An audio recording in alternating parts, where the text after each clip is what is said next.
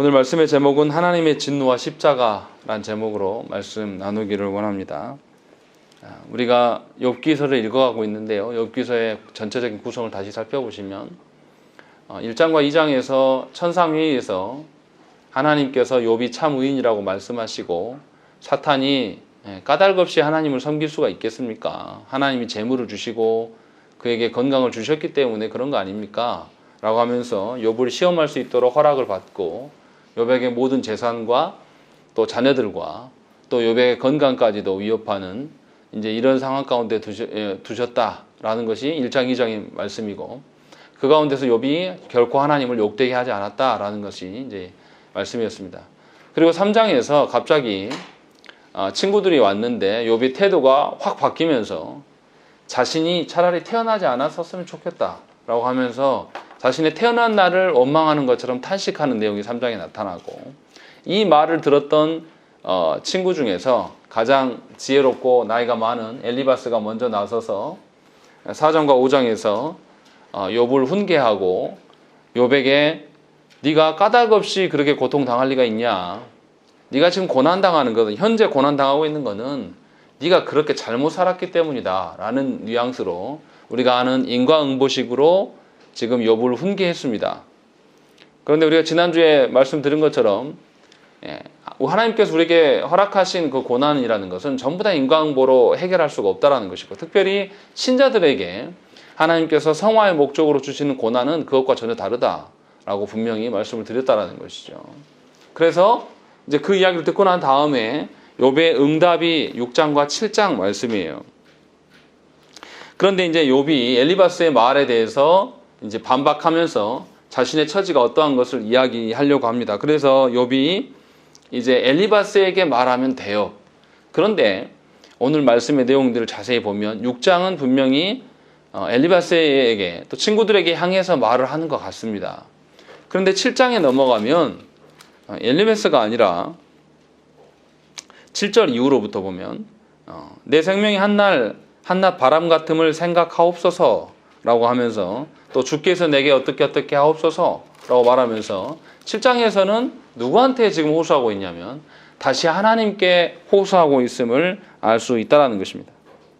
그러니까 욥이 오늘 말씀에서 우리가 볼 수 있는 것은 자신의 고통을 어떻게 간주하고 있는가, 자신의 고통을 어떻게 인식하고 있는가 이 하나를 먼저 알 수 있고요.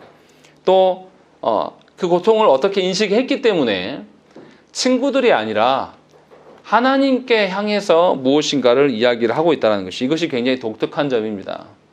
우리는 일반적으로 내가 무슨 일에 처지에 당했을 때 내 처지를 아는 것처럼 누가 와서 이야기하면 그 사람하고 대화하고 그 사람을 상대하느라고 모든 시간을 보내버려요. 그런데 욥이 무엇인가 어떤 이유 때문에 친구들에게 말하는 것 적당히 하고 돌려서 다시 적극적으로 하나님을 향해서 무엇인가를 이야기하고 있다는 것입니다. 이것을 통해서 욥이 지금 무엇을 말하려고 하는 것인가, 그리고 또 욥이 고난 중에서 왜 사람이 아닌 하나님께 가고 있는가, 이것을 우리가 살펴봐야 된다는 것입니다. 그래서 욥의 호소를 크게 두 부분으로 6장과 7장 이렇게 나눠서 설명할 수 있고 6장도 두 부분, 7장도 두 부분으로 정도로 나눠서 그 의미를 파악할 수가 있습니다.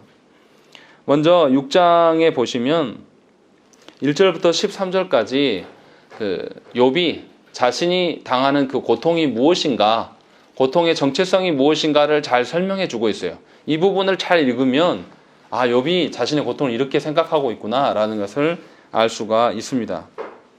먼저 이제 6장 초반부에 2절과 3절 보시면 욥이 뭐라 그러냐면 나의 괴로움을 달아보며 나의 파멸을 저울 위에 모두 놓을 수 있다면 바다의 모래보다 무거울 것이라. 그러므로 나의 말이 경솔하였구나 라고 이렇게 이야기합니다. 그러니까 욥이 3장에서 그렇게 자기가 차라리 태어나지 않았으면 좋았을 뻔했다 라고 할 정도로의 그 탄식을 다시 떠올리면서 자신이 당하고 있는 고통이 어느 정도인가를 지금 이야기하면서 탄식하고 있는 걸로 시작을 합니다. 그런데 엘리바스는 욥의 그 고통이 어느 정도인지 알지 못하고 그냥 겉으로 봤을 때 짐작되어지는 대로 분명히 말을 했어요. 그래서 욥에게 5장, 6장에서 4장 5장에서 엘리바스가 욥에게 무슨 이야기를 했냐면 네가 하나님께 그렇게 분노함이 맞냐? 네가 정말로 의인이라면 하나님의 사람이라면 왜 하나님이 주시는 고난 앞에서 분노할 수 있냐? 라고 아주 쉽게 너무나 이야기를 했다라는 것이죠. 그런데 욥이 이런 탄식을, 이런 분노를 드러내는 데는 당연한 이유가 있습니다. 욥이 지금 당하는 고통은 단순한 고통이 아니에요. 우리가 지난주에도 말씀드렸지만 욥은 하나님께서 인정한 의인이라고 분명히 이야기를 했습니다. 욥이 뭔가 잘못했기 때문에 주는 고난이 아니에요. 우리랑 달라요. 우리는 우리의 범죄함과 우리의 연약함 때문에 고난을 받아요. 우리가 아이들을 양육할 때 어떻습니까? 아이들에게 뭔가 습관이나 고쳐주려고 뭔가 잘못된 것이 있을 때는 어떻게 해요? 반드시 매를 때리든지 혼내죠. 이런 고난일 수가 있어요. 우리가 대부분에 당하는 고난들은. 그런데 하나님께서 우리를 하나님의 사람답게 변화시키려고 할 때는 우리가 의롭게 있음에도 불구하고 고난을 줄 때도 또 있다는 것이죠. 문제는 엘리바스가 말하는 욥에 대한 분노가 잘못 알고 있다는 것입니다. 욥은 자신이 지금 괴로움 중에 있고 그 괴로움이 이제 분노로 드러난다라고 이야기를 하고 있는데요. 우리가 그 한나의 경우를 한번 생각을 해봐야 돼요. 사무엘서에 나오는 한나가 어떻습니까? 아이를 못 낳아가지고 누구한테 구박받습니까? 분인나에게 굉장히 구박받고 멸시를 받아요. 그러니까 한나가 어떻습니까? 이 괴로움을 당해요. 괴로움을 당할 때 그 괴로움, 한나가 당하는 괴로움이 지금 욥이 2절에서 언급하고 있는 나의 괴로움, 이거하고 똑같은 단어입니다. 그래서 한나가 어떻습니까? 그 분인나로부터 모멸감을 당하고 멸시를 당한 다음에 괴로움이 막 일어나고 분노가 일어나니까 그 분노를 가지고 어디로 갔습니까? 하나님께 기도하러 간 거예요. 그러니까 이 분노는 굉장히 좀 특이한 겁니다. 우리가 억울한 일을 당했을 때 분노가 나면 우리는 어디로 갑니까? 사람을 찾아가죠. 누군가 내 마음을 알아줄까? 누군가 내 처지를 알아줄까 해서 동병상련의 사람을 찾아 나서고 그런 사람에게 위로를 받기를 원한다는 것이죠. 그런데 한나는 분인나로부터 굉장히 모멸감을 당한 뒤에 그녀가 달려간 곳은 하나님이셨어요. 그리고 하나님께 자신의 그 분노를 쏟아놓으면서 급하게 기도하게 되었다는 것입니다. 그러니까 욥이 지금 이야기하고 있는 이야기는 뭐냐면 욥도 같은 개념으로 이야기를 하고 있는 거예요.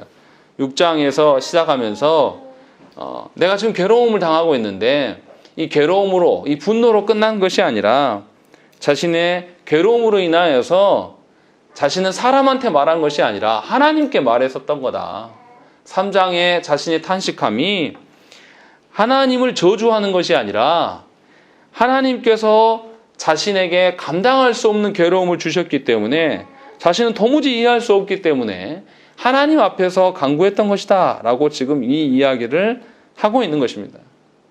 그러니까 자기의 죄로 인한 그 어떤 것이 아니라 하나님이 주시는 어떤 고난, 이해할 수 없는 고난에서 당연히 모든 것의 원천이 하나님이시기 때문에 사람에게 넋두리를 하는 것이 아니라 하나님께 하고 있음을 지금 이야기를 하고 있는 것이죠. 그래서 뭐라고 합니까? 4절에 뭐라고 되어 있습니까? 4절 한번 읽어보시죠. 읽겠습니다. 시작. 전능자의 화살이 내게 박히네 나의 영이 그 독을 마셨나니 하나님의 두려움이 나를 엄습하여 치는구나. 예, 분명하게 자신의 고통의 원인이 하나님께 있음을 이야기하면서 하나님이 나를 치셨고 나를 진노하셨기 때문에 내가 괴롭다 지금 이야기하고 있는 거예요. 그러니까 욥이 괴로운 근원이 자기의 재산을 다 잃어버렸기 때문에 괴로운 것이 아니에요. 욥이 괴로운 것이 자기의 자녀들을 한날에 다 잃어버렸기 때문에 괴로운 것이 아니란 말이에요.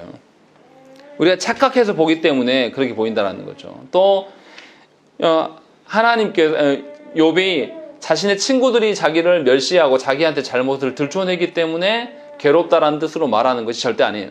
욥이 괴로운 이유는 하나님께서 자신을 원수로 여기기 때문에 하나님의 그 진노를 하나님이 진노하신다는 것은 나를 원수로 보시고 나를 소멸시켜 버리려고 진노하시는 것이죠.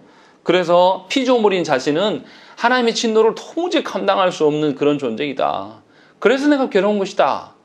그래서 내가 하나님께 3장에서 탄식했던 것이고 사람들을 찾은 것이 아니다 라고 이야기를 하고 있는 것이죠.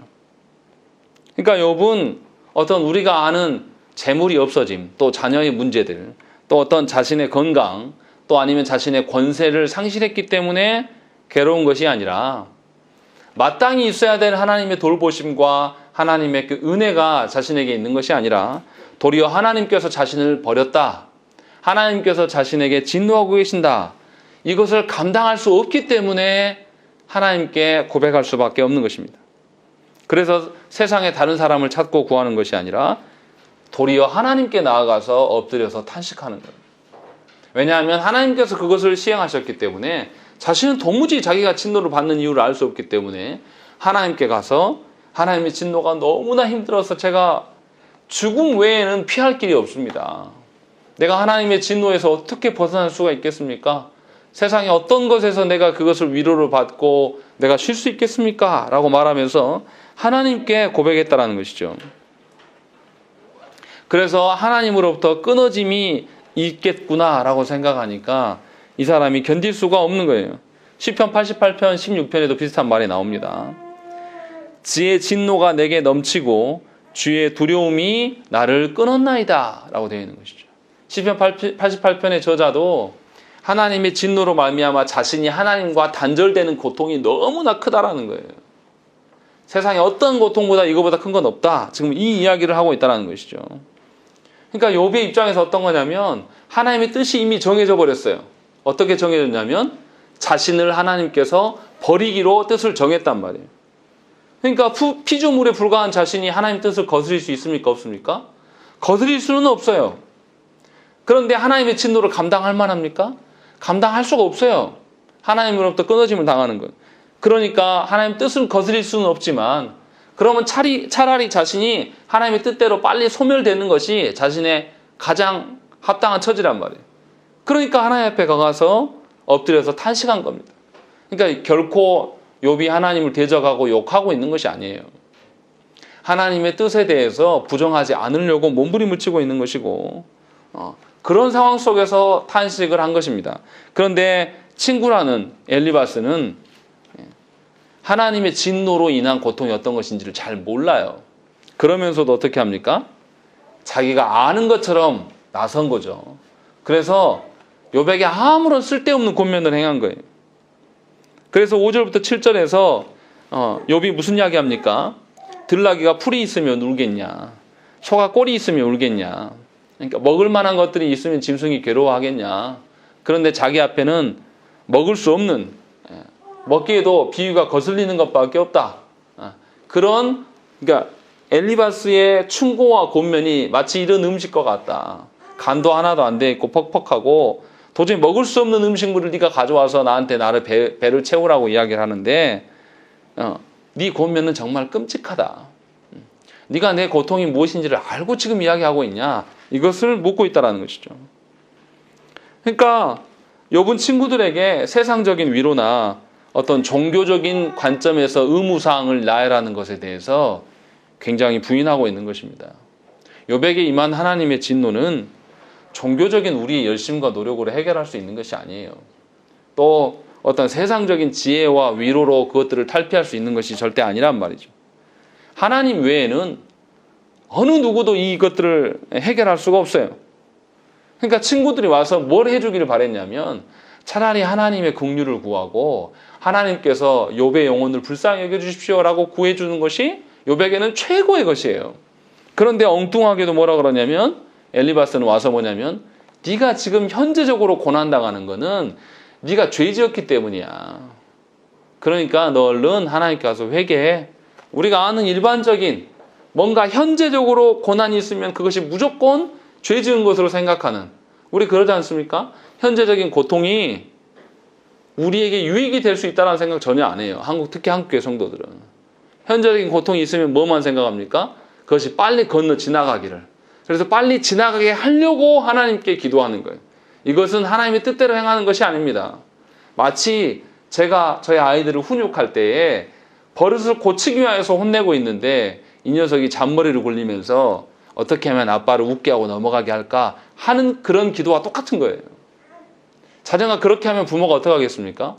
아, 빨리 건너뛰어줘야 되겠다 이렇게 하는 부모가 어디 있겠어요? 그러면 그럴수록 더 강하게 혼내고 그 자녀에게 어떻게 해요? 고통이 네가 왜 이렇게 당할 수밖에 없는가 해서 깨닫게 하고 이 자녀를 잘할 수 있는 방향으로 이끄실 거란 말이죠. 일반적인 부모가 다 그래요. 그러니까 하나님께서 지금 엘리바스의 그 얼토당토하는 그 권면들을 이렇게 욥에게 하는 것을 보면서 욥이 네가 지금 내가 뭐 때문에 고난 당하는지도 모른다. 그런데 도저히 먹을 수 없는 그런 권면을 음식이라고 나에게 던져주니 내가 기가 막힐 수밖에 없다. 지금 그 이야기를 하고 있는 거예요. 그래서 8절에 뭐라고 합니까? 나의 간구를 누가 들어줄 것이며 나의 소원을 하나님이 허락하시랴. 하나님이 나를 소멸시키기로 작정하셨는데 뜻을 정하셨는데 하나님이 정해버리셨는데 누가 내 말을 들어줄 수 있고 나의 마음을 알 수 있겠냐. 지금 그 이야기를 하고 있는 것이죠. 그러니까 욥은 하나님의 진노를 당하고 있으면서도 하나님의 뜻을 거스르지 않으려고 몸부림을 치고 있는 거예요. 그러니까 욥의 지금 목적은 뭐냐면 하나님의 뜻을 알겠어요. 이제 자기가 죄를 짓지 않았음에도 하나님을 욕먹지 않게 하기 위해서 자기가 어떻게 했습니까? 자녀들이 잔치를 벌이고 난 다음 날은 어떻게 했어요? 반드시 자녀들의 수요대로 제사를 드리고 하나님께 예배하러 갔어요. 자녀들이 혹시나 잔치 중에 죄를 지었을까 봐 그 죄를 다 해결하려고 늘 그렇게 살았던 사람이에요. 그런데 하나님께서 그러함에도 불구하고 자신의 곁에 모든 것을 다 앗아가시니까 아, 나는 하나님 입장에서 볼 때 나는 소멸돼야 돼, 없어져야 될 존재인가 보다라는 것을 깨달은 거죠. 그래서 하나님의 뜻을 거스릴 수가 없는 거예요. 그러면서 끝까지 이 사람이 이야기하는 것은 뭡니까?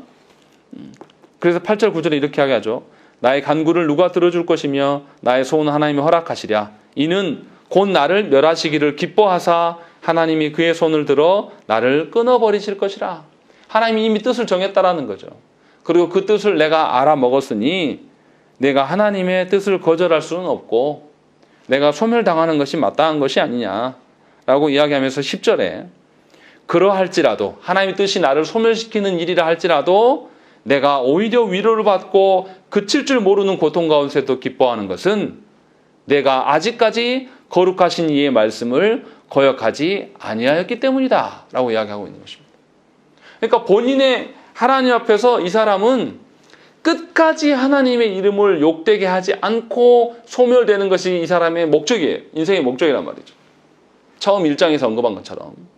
그래서 아직까지 자기가 극심한 고통 중에 있음에도 자기가 하나님의 이름을 저주하고 원망하지 않았기 때문에 그거 하나로 족하고 감사하고 기뻐하고 있다는 거죠. 그러니까 자신이 하나님 앞에서 의로울 수 있는 것도 누구의 은혜로 의로울 수 있다고 고백하는 것이죠. 하나님의 은혜로 의로울 수 있다. 이것을 고백하고 있는 것입니다. 그러니까 욥이 지금 교만하여서 하나님 위에 서서 하나님의 뜻을 거스리면서 하나님 그렇게 하지 말고요. 내 건강 다시 돌려주고요. 내 재산도 다시 돌려놓고 내 자녀들도 다시 원자리로 돌려놓으세요. 이런 기도하지 않는다는 거죠. 하나님 뜻이 뭔지 알았으니까. 그래서 11절부터 13절에 뭐라고 합니까? 이제 자기는 없어져야 될 존재예요. 그래서 뭐라고 합니까? 하나님이 돕지 아니하시면 자신이 어떻게 더 견딜 수 있겠냐. 자신은 하나님의 뜻대로 소멸되어야 될 존재이고 사람이기 때문에 하나님의 뜻을 거스릴 수 없는 존재이다. 그 이야기를 고백하는 것이죠.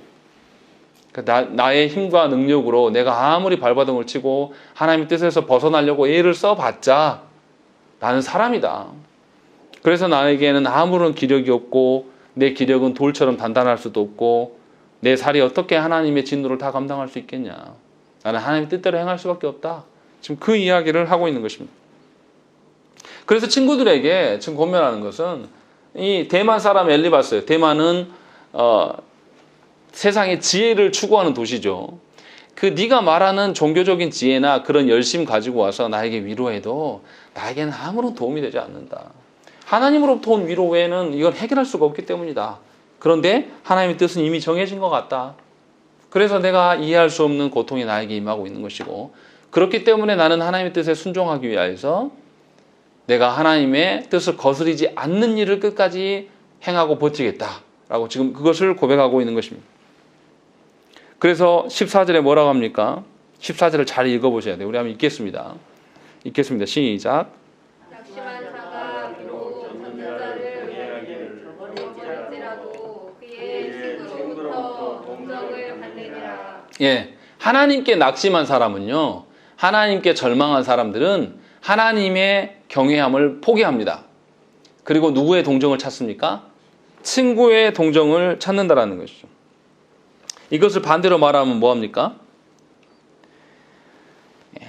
하나님을 향한 그 마음이 있는 사람은 낙심하지 않고 끝까지 하나님을 경외할 수밖에 없고 세상의 친구들로부터의 동정을 찾지 않는다. 그 이야기를 하고 있는 거예요. 그러니까 엘리바스가 지금 와서 하는 그런 동정은 낙심한 자가 할 수 있는 동정이에요. 그러니까 자신과 다르다라는 거죠. 그래서 그 뒤에 15절부터 21절까지 무슨 이야기를 하냐면 예화를 들어서 설명을 해요. 어떤 예화냐면 어떤 시냇물이 있었는데 이 시냇물이 겨울에는 물도 많고 막 얼음도 져 있고 막 이랬는데 봄이 따뜻해지고 하니까 물이 눈이 싹 녹고 물도 흘렀는데 정말 더운 여름날 그 사막을 횡단하는 사람들이 너무 더워서 그 무역상들이 낙타를 타고 지나가다가 그 냇물을 찾았어요. 근데 그 냇물이 어떻게 되어 있습니까? 굉장히 삐쩍 말라 있는 것이죠. 그걸 보면서 그 사람들이 자기의 가던 길에서 벗어나서 일부러 그 물을 찾아왔는데 와서 보니까 아무것도 얻을 수가 없는 거예요. 그 사람들의 그 황당함. 그런 마음이 지금 자신의 마음이라는 거죠. 엘리바스, 네가 세상의 위로로 어떤 하나님의 뜻을 거슬려 가면서까지 이 고통과 이 문제를 지금 해결해 주십시오라고 말하는 것이 얼마나 이거 황당한 거냐. 하나님의 뜻에서 한참 벗어나가지고 아무것도 위로가 되지 않는 것인데 그것이 위로가 되는 양 그것을 구하고 그것을 위로랍시고 나에게 하고 있냐. 지금 그 비유를 설명하고 있는 겁니다. 그래서 21절에 이제 너희는 아무것도 아니로구나. 너희가 두려운 일을 본즉 겁내는구나 라고 이야기하는 것이죠. 실제로 그랬죠. 새 친구들이 욥의 형편을 와서 보고 뭐라고 했습니까? 일주일 동안 아무 말도 못했어요. 욥의 형편이 너무 극심하니까 뭐라 말할 수가 없는 거예요.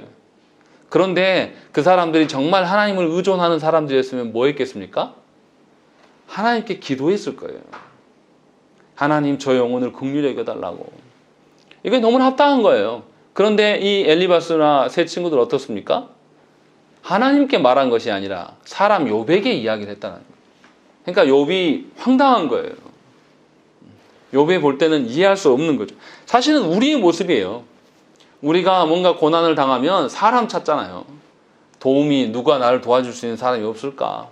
또 누가 내 마음을 잘 이해해서 내 말이라도 좀 들어주는 사람이 있으면 좋지 않을까 해서 얼마나 찾아 나섭니까? 그런데 그렇게 마음을 맞을 것 같은 사람에게 내 마음을 다 쏟아놓는다고 해도 그 마음이 없어집니까?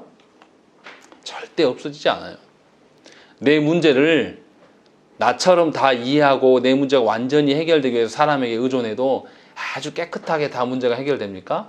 그렇게 해주는 사람도 없어요, 사실은.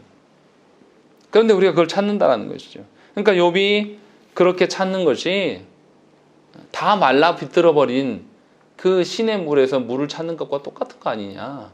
지금 이것을 우리에게 묻고 있는 것이죠. 그러고 나서 욥이 뭐라고 합니까? 22절부터 23절에 내가 언제 너희에게 무엇을 달라고 말했더냐? 나를 위하여 너희 재물을 선물로 달라고 하더냐? 내가 언제 말하기를 원수의 손에서 나를 구원하라 하더냐? 폭군의 손에서 나를 구원하라 하더냐? 라고 이야기하는 것입니다. 내가 언제 너희들한테 세상의 위로와 언제 너희들이 내 문제를 해결해달라고 내가 요청한 적이 있냐? 왜 아무 의미 없는 소리를 나한테 와서 나한테 계속 이야기하고 훈계하냐? 지금 이 이야기를 하고 있는 것입니다. 왜 그렇습니까? 욥이 당하고 있는 이 고난의 문제는 하나님의 손 안에 있기 때문에 사람은 어떤 사람도 이 문제를 해결할 수가 없고 어떤 사람도 위로가 될 수가 없다는 것이에요. 그런데 어리석게도 이 세 친구들은 지금 계속해서 세상의 지혜와 친구들의 위로로 무엇인가 욥이 변화되기를 소망하고 있고 욥의 마음의 변화에 주권이 누구에게 있다라고 생각하는 거죠? 자신들에게 있다라고 생각을 한다는 거죠. 그래서 그것을 계속 이야기를 하는 겁니다. 그래서 24절부터 26절도 뭐라고 합니까? 내게 가르쳐서 나의 허물된 것을 깨닫게 하라. 내가 잠잠하리라. 옳은 말이 어찌 그리 고통스러운고. 너희의 책망은 무엇을 책망함이냐? 너희가 남의 말을 꾸짖을 생각을 하나 실망한 자의 말은 바람에 날아가느니라. 하나님께 실망한 너희들이 그래서 사람의 위로를 찾고 세상의 지혜를 쫓아와서 그것을 가지고 나한테 뭔가를 이야기하는데 그게 무슨 의미가 있고 그것은 다 날아가 버리고 없어지는 허상이 없는 존재가 없는 허상 아니냐라고 지금 그 이야기를 하고 있는 것이죠. 그러니까 욥이 지금 이들에게 오히려 도리어 고난 중에 있는 자가 위로하러 온 자들에게 그것은 위로가 아니냐. 그것은 하나님으로부터 주어지는 위로가 아니고 해결책이 아니다. 라고 지금 알려주고 있는 거예요. 반대로. 그리고 27절부터 30절까지 욥에게 이제 어떠한 것도 의미가 없다라고 이야기를 해요. 그래서 너희는 고아를 제비 뽑으며 너희 친구를 팔아넘기는구나. 이제 원하건대 너희는 내게로 얼굴을 돌리라. 내가 너희를 대면하여 결코 거짓말하지 아니하리라. 너희는 돌이켜 행악자가 되지 말라. 아직도 나의 의가 건재하니 돌아오라. 내 혀에 어찌 불의한 것이 있으랴. 내 미각에 어찌 속임을 분간하지 못하랴. 이야기하면서 내 말을 의심하지 말고 내가 지금 하나님께만 의탁해 있는 것을 너희가 좀 보고 너희도 하나님 앞으로 돌아와야 되지 않겠냐. 지금 그 이야기를 권면하고 있는 것입니다. 세상 사람들 어떻습니까? 신자도 그래요. 하나님 안에서 진정한 위로와 하나님 안에서 진정한 공급되어지는 것으로 만족하며 그것으로 새 힘을 얻는 사람들은 세상에 다른 것을 찾지 않습니다. 제가 늘 예화로 말씀드리지만 우리 자녀들이요, 엄마가 해주는 밥으로 충분히 배부르고 그것으로 충분히 맛있어 하면 밖에 나가서 라면이나 인스턴트 안 사 먹어요. 그런데 엄마들이 충분히 채워주지 못하면 어떡합니까? 밖에서 아무거나 주워 먹고 다니는 거예요. 영적으로도 똑같습니다. 예수 믿는다고 교회 안에 있으면서도 하나님으로부터 하나님 주신 말씀으로서 충분한 내 생애의 모든 공급처이고 하나님이 나를 돌보시는 분이다 라고 인정하지 못하면 세상을 쫓아다닐 수밖에 없는 거예요. 얼마나 사람들을 쫓아다니고 거기서 구걸하고 다니는지 모릅니다. 그리스도인들의 상당수가 이렇게 다니는 거예요. 그래서 예수 믿는다 말이 하나 안 했으면 좋겠어요. 예수 믿는다라고 하면서 정말 하나님께 의존하면서 하나님 안에서 풀려고 하는 것이 아니라 안 되면 세상으로 나가는 거예요. 그리고 세상의 도움을 향해서 막 나가요. 그러니까 이 사람이 예수를 믿는 사람인지 세상 사람인지 구분이 안 돼요. 그것만 그럽니까? 교회가 타락해서 어떻게 합니까? 교회 안에 다툼이 생겨요. 그럼 분명히 교회 법이 있어요. 교회 안에. 그럼 교회 법의 절차대로 해결받으면 되는데 교회 법에서 자기가 원하는 대로 판결이 안 나왔어요. 그럼 어떻게 합니까? 세상 법정에 가서 고소해버려요. 이것이 우리들의 현실입니다. 뭐 성도가 그랬다는 게 아니라 목사들도 그래요. 장로들도 그렇고. 세상 법에 갖고 가서 교회 문제를 판결해달라고 이야기를 하는 것이죠. 그러니까 하나님의 주권과 하나님의 그 선하심을 교회 다니는 사람들이 인정하지 않는 거예요. 우리가 어떻게 예수 믿는 사람이라고 말할 수 있겠습니까? 지금 욥은 그 이야기를 하고 있는 거예요. 너희들이 세상의 지혜와 사람의 생각으로 날 위로하고 내 문제를 해결할 수 있을 것처럼 말하지만 아무 의미 없다. 지금 그 이야기를 하고 있는 거예요. 그리고 나서 이제 욥이 뭐 합니까? 7장에서부터는 하나님을 향해서 이야기를 합니다. 욥은 한 번도 하나님의 주권을 의심한 적이 없습니다. 자신의 문제가 사람이 아닌 하나님께서 풀으셔야 될 문제라는 것을 그가 너무나 잘 아는 것이죠. 그래서 이제 사람하고 대화하는 거 멈추고 하나님께 마음을 돌려서 하나님께 향해 있어요. 그래서 1절부터 3절에 뭐라고 합니까? 1절부터 3절에 한번 읽어보시죠. 읽겠습니다. 시작.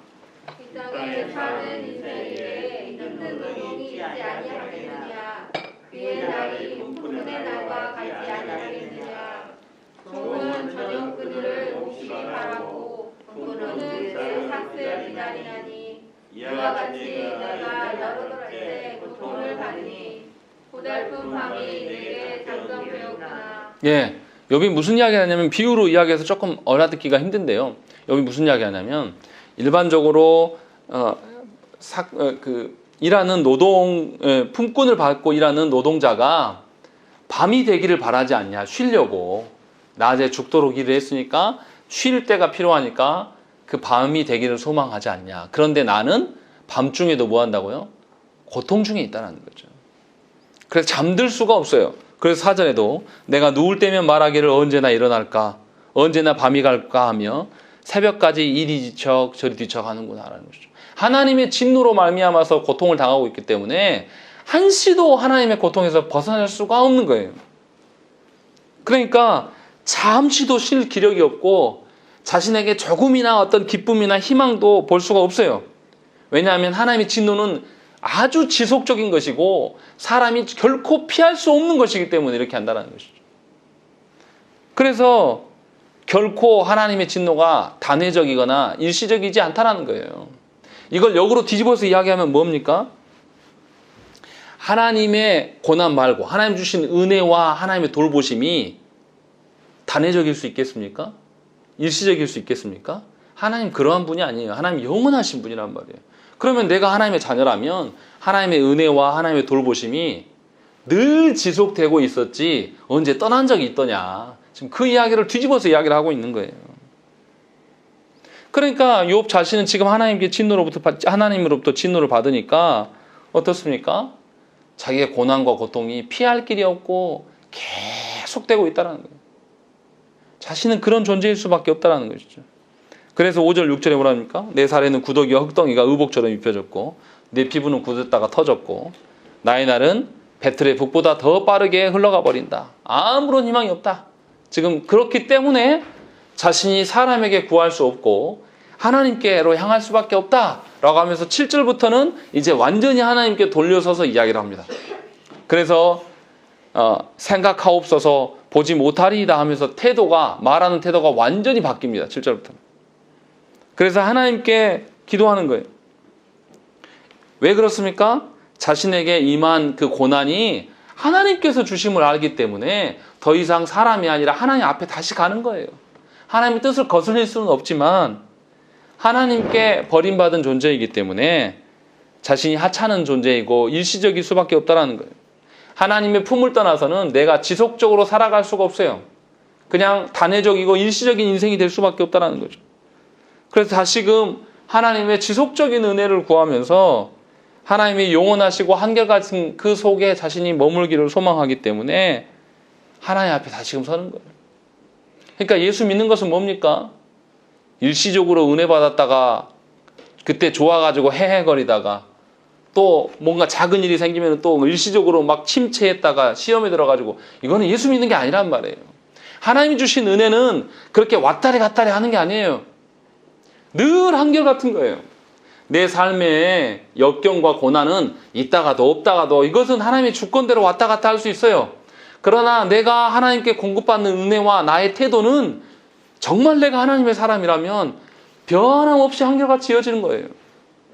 지금 이 욥이 고난 중에도 이것을 포기하지 않고 있는 겁니다.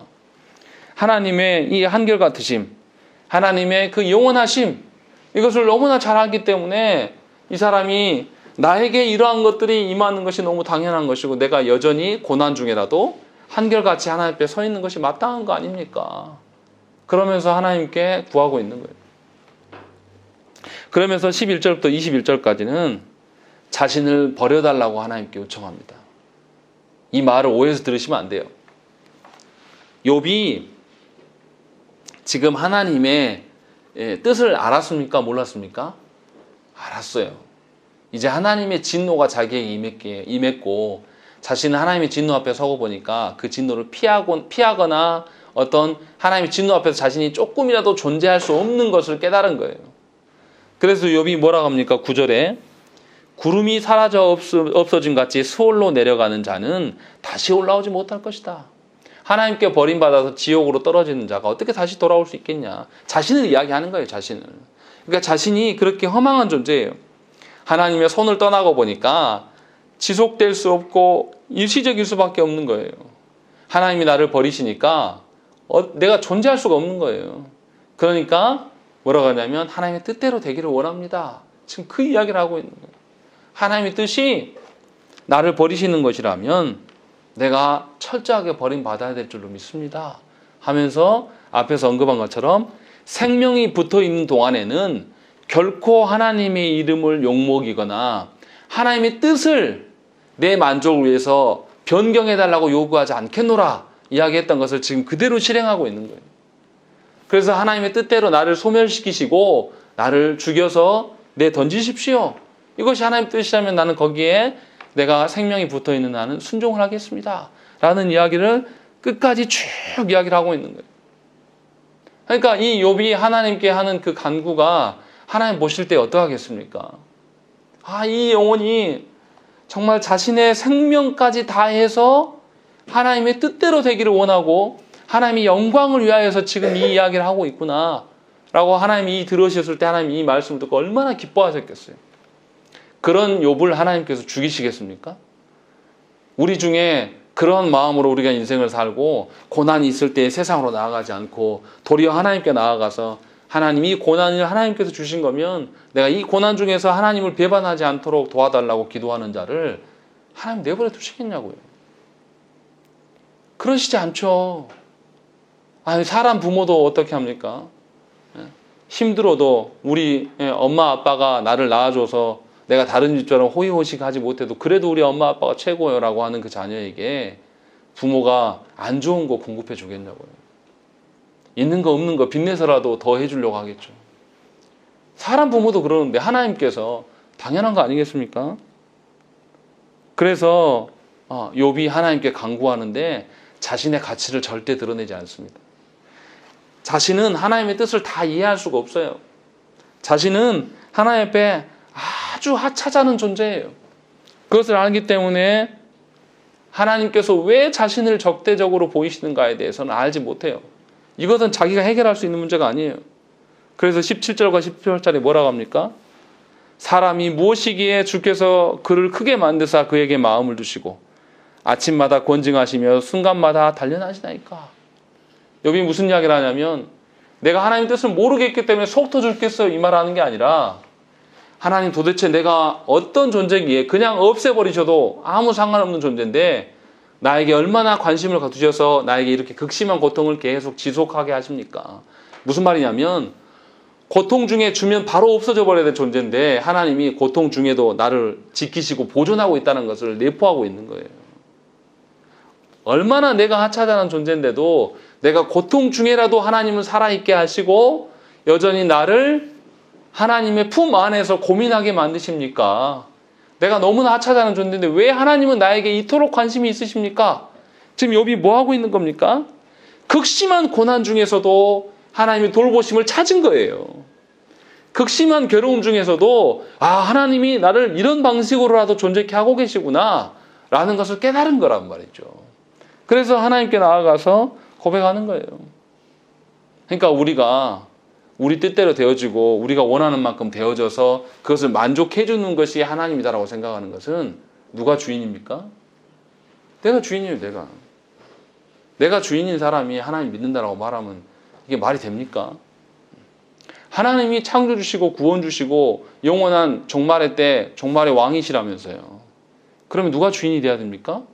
하나님이 주인이 되셔야 돼요. 하나님이 주인 된다는 것은 우리는 무조건 종속되고 무조건 혹사당한 뜻입니까? 아니에요. 하나님의 자녀가 돼서 하나님 뭐라 하겠습니까? 하나님께서 완성될 그 하나님 나라의 기업을 누구한테 준다고 그랬습니까? 우리한테 주신다고 그랬어요. 우리한테 맡기시겠다라고 이야기하신 거예요. 그럼 우리가 수준이 어떻게 되겠습니까? 이 땅의 수준에서 머물러야 되겠습니까? 아니에요. 하나님과 철저한 신뢰의 관계를 맺고 정말로 그냥 주종 간의 관계가 아니라 이제는 아버지와 아들의 관계로 서가지고 하나님 나라를 다스려갈 수 있는 그런 존재로 되어가기를 하나님 앞에 소망해야 된다는 것이죠. 하나님 우리를 그렇게 바라보고 계시는 거예요. 그래서 이 땅 가운데 어떠한 속에 있어도 하나님의 주권을 절대 포기하지 못하는 것이죠. 세상의 방식으로 기계적으로 압도하고 군림하고 우리를 정복하고 우리를 막 짓누르는 하나님이 절대 아니란 말이죠. 언제나 우리를 변화시키시고 이끄시기 위해서 그러한 일들을 펼치신다는 거죠. 그래서 욥은 어떻습니까? 하나님이 자신을 버리시기로 작정하셨다면 자신은 그것에 순종하기를 원한다고 지금 고백하고 있는 것입니다. 자신이 고난 중에서도 결코 하나님 아닌 세상의 위로나 세상의 방법들을 찾지 않고 하나님의 손에 달려있음을 인정하고 그것을 고백하고 있는 것입니다. 그래서 욥이 친구들하고 싸우지 않아요. 그 친구들한테 무슨 이야기를 하고 있는 거냐면 너희가 하나님이 주신 고난을 잘 모르고 있으니까 그것을 설명한 거예요. 싸우려고 하는 것이 아니라. 그리고 난 다음에 다시금 하나님께 돌아선 거죠. 거짓된 위로를 쫓고 거짓된 어떤 해결책을 쫓아가는 것이 아니라 오직 하나님 앞에 엎드려서 하나님의 이름의 땅에 떨어지지 않기를 소망하고 있는 것입니다. 그러니까 신자들에게 고통, 우리들에게 주어진, 믿는 자들에게 주어진 고난은 누구만 해결하실 수 있습니까? 하나님 안에서, 그리스도의 십자가의 그 고난 안에서만 해결할 수가 있는 것입니다. 그래서 믿는 자들은 무엇을 붙잡아야 됩니까? 그리스도의 십자가를 붙잡고 살아가는 거예요. 역설적이게도 내 고난이 그리스도의 고난으로 말미암아 해결될 수 있는 거예요. 그래서 신자들은 고난 중에서도 그리스도의 십자가를 바라보는 거예요. 십자가가 뭐 하는 장소죠? 주님이 처형당하신 장소예요. 주님이 처절하게 피를 뿌리신 그 장소란 말이에요. 주께서 그렇게 피를 뿌려 주셨기 때문에 우리가 성부께 나아가서 어떻게 합니까?